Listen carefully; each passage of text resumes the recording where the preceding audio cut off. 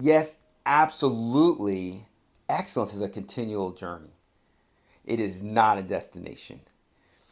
In my early 20s, I was working in a health club in Raleigh, North Carolina, and the owner of the health club said, "Hey, I got this elderly woman from my church coming in. I have just been pleading with her to come in and work out. She's had some physical illnesses and things that have kept her from just moving. And she was coming in that night. He wanted me to work on with her. So I remember him saying, and I see this clear as day, that he pushed the door open. Here she comes. And kind of leaning, waiting because the door's open and waiting. And I'm kind of leaning and almost fall over. And here comes this little, incredibly frail woman with a walker. And so methodically and slowly, she just makes her way in.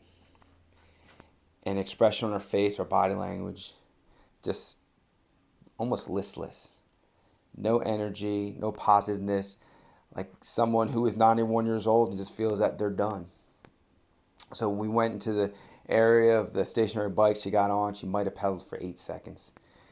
I don't even believe we even did weights that first night. We just kind of tried to do some movement of what the exercise would be. And then she left. And I never expected ever to see Dorothy ever again. But there she was the next night, and she came in with her walker, and she got in there, and she consistently came that week, and we've got like 2.5 pound weights in her arms. She was doing, in her hands, I should say, she was doing 20, 30, 40 seconds on the bike. She was progressing. She's never worked out before.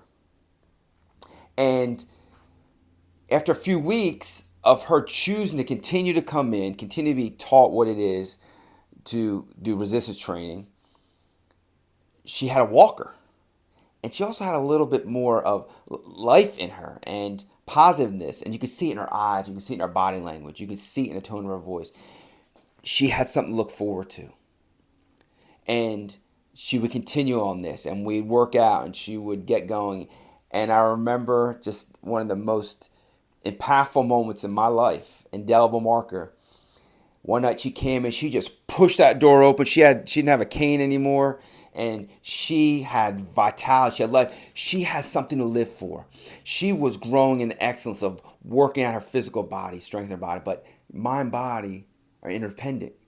And because she was getting stronger, she could tell that her body was moving better, that the mental mindset she had was positive, and she was encouraged, and she was strengthened that yes, she can. And I remember she told me, "I don't need you, I got it." She would grab her weights, she would do her bike. And what was pretty cool is she said, "You know something, what this has done for me, it has realized I have life to live and I have life to give."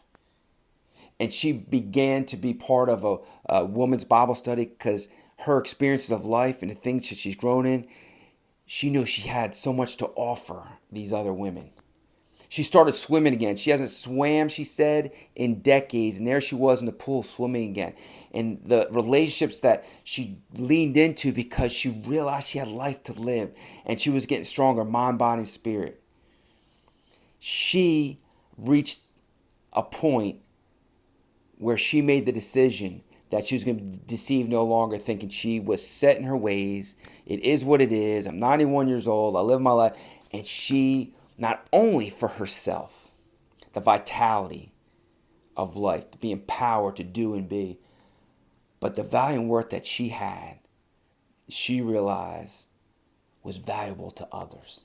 It was needed by others, that were interdependent of one another. And that gave her so much vitality and so much encouragement to live and be and do, and how much it affected other people.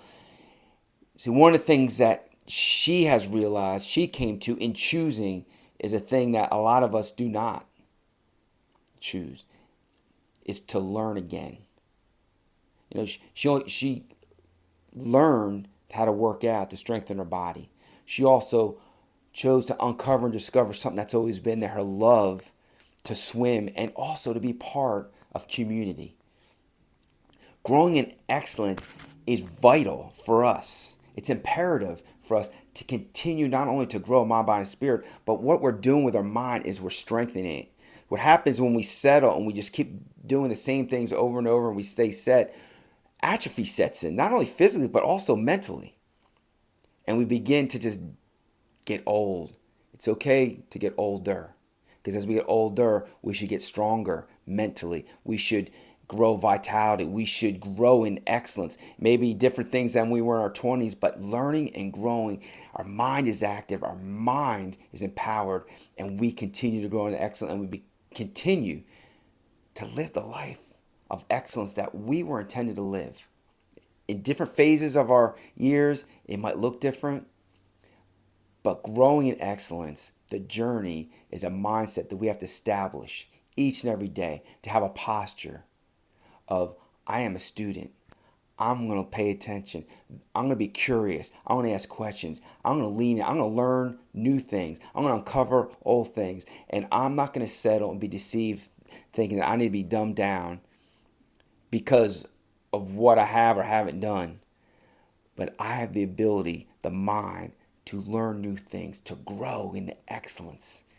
That's where vitality, empowerment, emboldening, that's where confidence comes, to live, not just exist. I want to encourage you. Know this truth. Excellence is a journey that you should always be on. And it's a journey of continuing to expand and grow who you are and what you can do and the value and worth that you have to offer to the rest of the world around you.